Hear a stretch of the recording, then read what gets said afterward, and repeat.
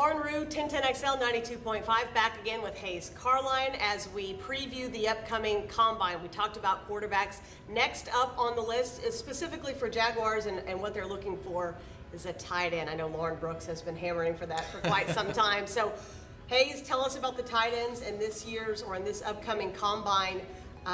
Who are some of the guys that the Jaguars should take a look at? Yeah, it's a great question. It's a position that needs a total rebuild. We're not expecting the Jaguars to hang on to veteran Austin Seferi and Jenkins, and so it really leaves it pretty open in terms of there's 3 spots available. I think the Jaguars would be well served to take 2 tight ends in this draft, and really even at 7, I don't think it can be totally discounted that they don't consider a tight end there, particularly Iowa's TJ Hawkinson. He is an all-around talent. That's something Tom Coughlin has really coveted for a while. I asked Tom Coughlin about, the move tight end versus the blocking tight end and how that was changing, and he gave me a really succinct answer. He said, look, I want somebody that can do it all. I don't want to tip my hand when we bring a certain guy in and let the defense know what we're planning on doing at that position.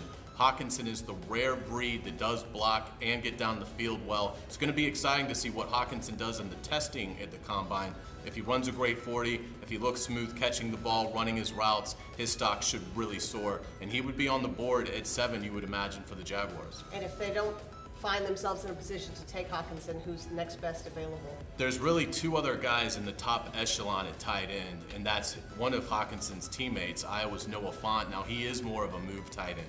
But the Jaguars could certainly use that. Alabama's Irv Smith is again more in that move tight end, but does have the potential to become an all-around blocker as well. So those are the 2 guys, if they're thinking at 7 to either go quarterback or maybe take an offensive lineman, then second round with that 38th overall selection, one of those 2 should still be on the board. I think Hawkinson and either Fant or Smith will be gone.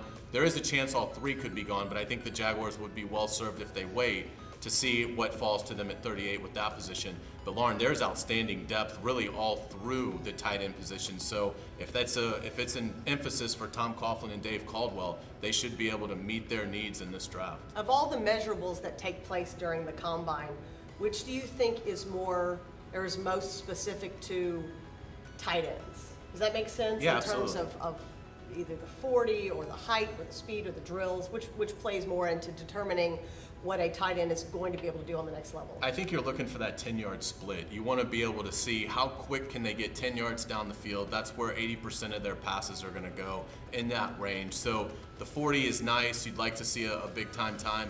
But I think you're looking more at that 10-yard split. How quickly can they get off the ball? And I think the bench press does play a role here because the blocking aspect of that position has been so minimalized over the last 10 years with the rise of the spread option in college football. So we're not seeing a lot of tight ends coming out that can set the edge.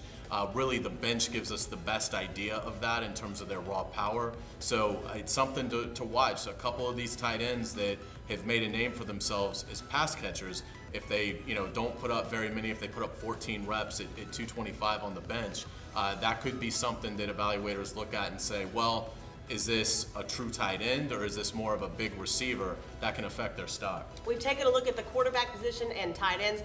We wrap things up when we return with the wide receiver group.